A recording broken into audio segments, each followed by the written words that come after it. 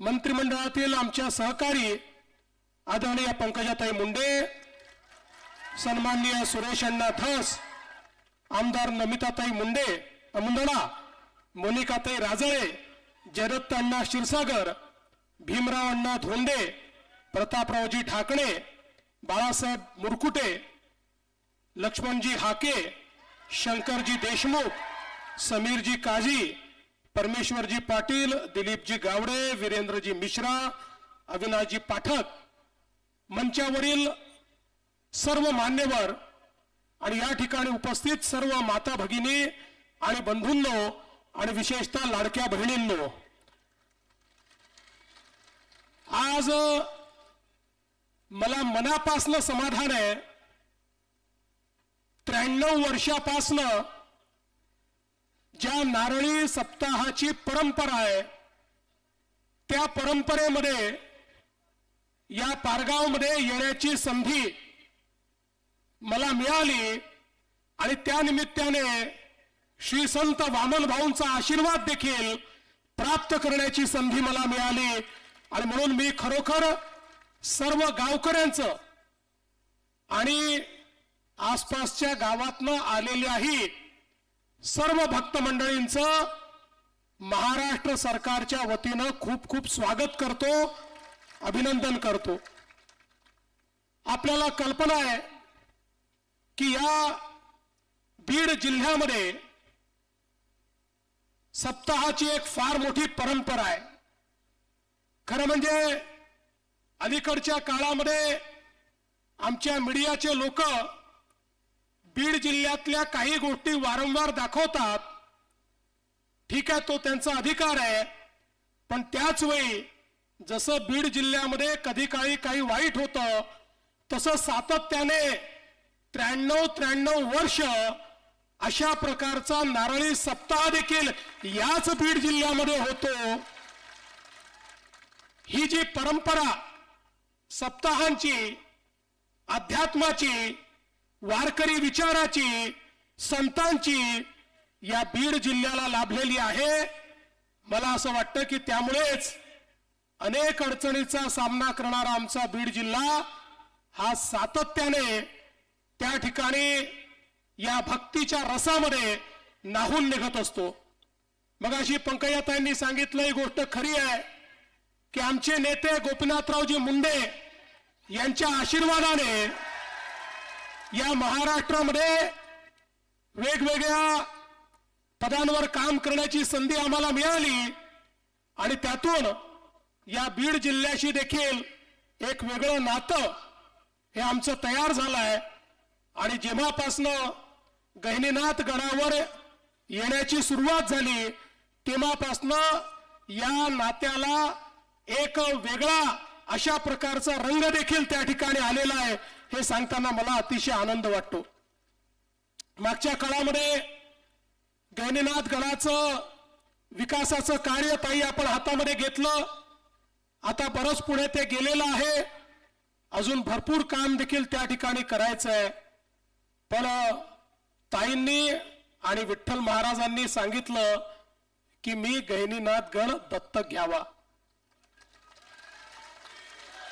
विठ्ठल महाराज गड दत्तक घ्यायची माझी ऐपतही नाही, माझी अवकातही नाही. मी गडाला दत्तक घ्यायला तयार आहे, तुम्ही मला दत्तक घ्या आणि गडाची जबाबदारी निश्चितपणे आम्ही सगळे मिळून या ठिकाणी घेऊ. आणि गडावर येणारा जो प्रत्येक भाविक आहे त्याच्या जीवनामध्ये 2 चांगले क्षण त्या ठिकाणी झाले पाहिजेत, उत्तम व्यवस्था झाली पाहिजे.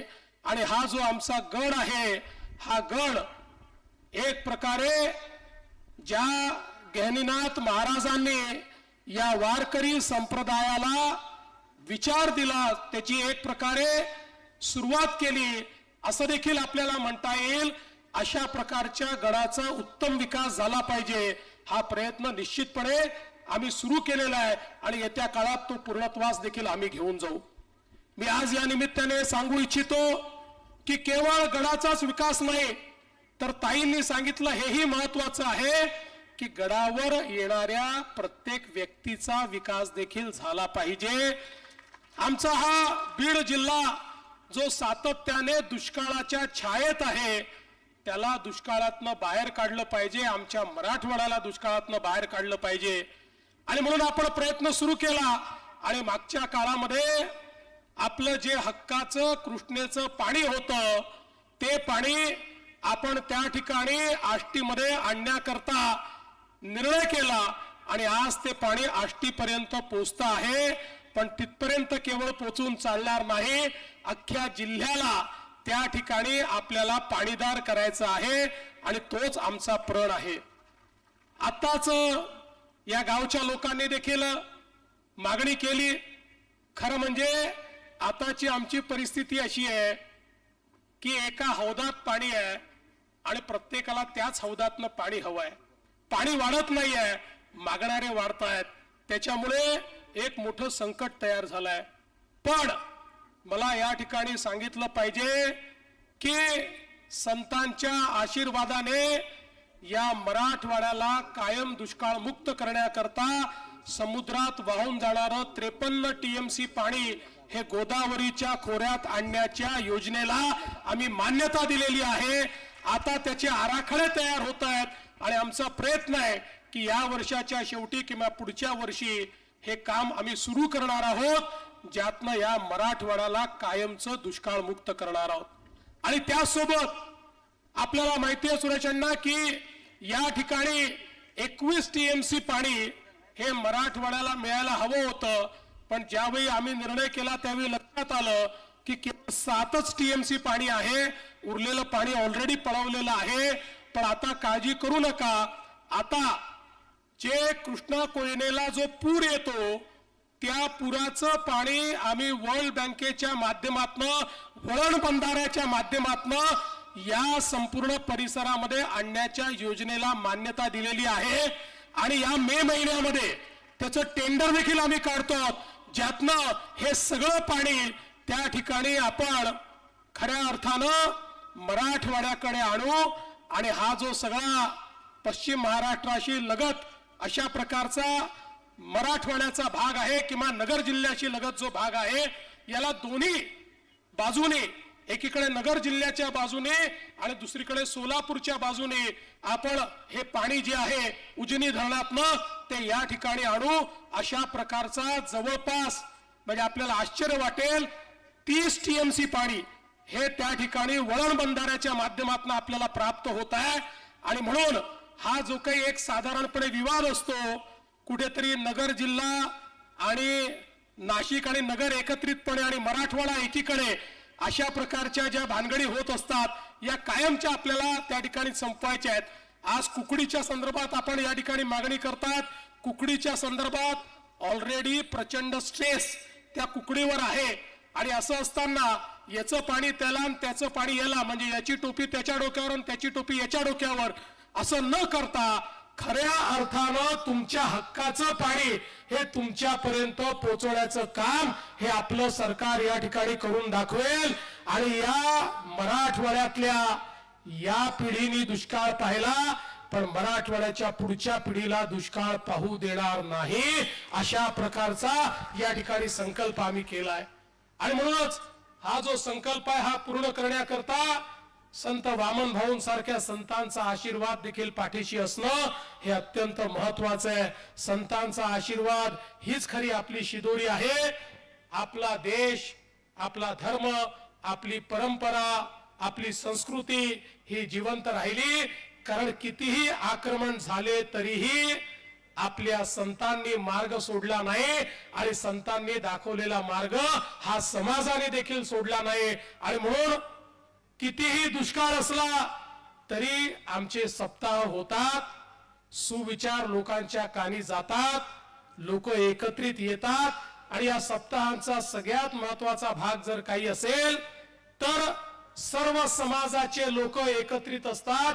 कुठलाही भेदभाव आमच्या वारकरी संप्रदायाने कधी ठेवला नाही. कधी वारकरी संप्रदायाने तू कोणत्या जातीचा आहे, तू कोणत्या समाजाचा आहे, तू वरचा आहे की खालचा आहे हे कधीच विचारलं नाही. त्या ठिकाणी येणारा प्रत्येक व्यक्ती हा वारकरी असतो आणि या ठिकाणी येणारा प्रत्येक व्यक्ती हा गहिनीनाथ गडाचा त्या ठिकाणी अनुयायी असतो. संत वामन भाऊ महाराजांना नतमस्तक होणारा असतो. आणि म्हणूनच ही जी परंपरा आहे ही समाज बनवणारी परंपरा आहे, समाज तोडणारी परंपरा नाही. आणि म्हणून 93 वर्ष अव्याहतपणे परंपरा चाललेली आहेत आणि आमचे मुस्लिम बांधव देखील या परंपरेमध्ये या ठिकाणी सामील झालेले आहेत. ही देखील अत्यंत आनंदाची गोष्ट आहे. मी आज या निमित्ताने आपल्या सर्वांना या ठिकाणी अभिवादन करतो आणि आपल्याला मी या निमित्ताने एवढंच आश्वासित करतो, विठ्ठल महाराज आपण जेव्हा जेव्हा आम्हाला बोलवाल तेव्हा तेव्हा तर येऊच, पण एखाद वेळेस तुम्ही बोलवायला विसरलात तर या ठिकाणी भक्त म्हणून स्वतःहून देखील येऊ हा विश्वास मी आपल्याला देतो. आणि गडाचा आणि गडाच्या अनुयायांचा विकास आम्ही सगळे मिळून निश्चितपणे गडाच्या अनुयायांचा विकास आम्ही सगळे मिळून निश्चितपणे करू हा विश्वास आपल्याला देत पुन्हा एकदा वामन भाऊ महाराजांच्या चरणी या ठिकाणी नतमस्तक होत मी माझे 2 शब्द संपवतो. धन्यवाद. जय हिंद, जय महाराष्ट्र.